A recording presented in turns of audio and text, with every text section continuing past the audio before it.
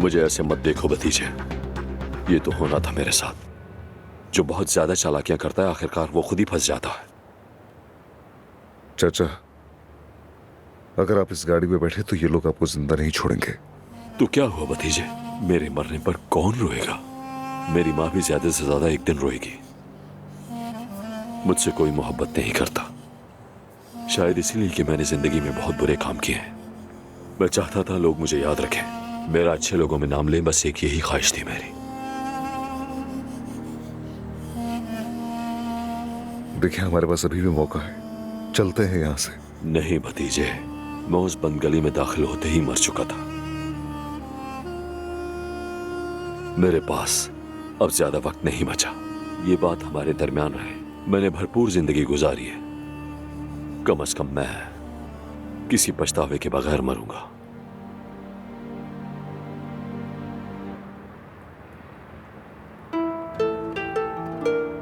यहाँ क्या कर रहे हो लड़के? अपने बाप की याद आ रही है? मैं तुम्हें तुम्हारे बाप के पास ले चलूं।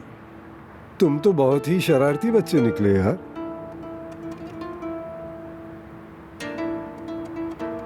या अल्लाह, मेरे बेटे की हिफाजत फरमा। हमारी गलतियों की सजा उसे मत दे, उसकी हिफाजत फरमा। यह आपकी गलती नहीं है। आपने क्या किया?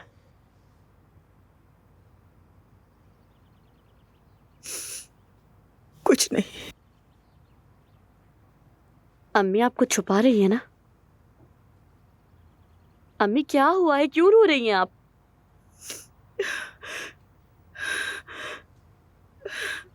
तुम्हारे बाबा को मैंने कहा था कि जाके हामिद को कत्ल कर दो।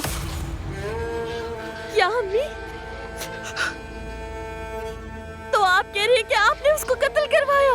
मुझे माफ कर दो बेटा, प्लीज मुझे माफ कर दो। सोहा बेटा, सोहा रुको तो। सोहा बात सुनो बेटी, रुक जाओ, मेरी बात तो सुनो।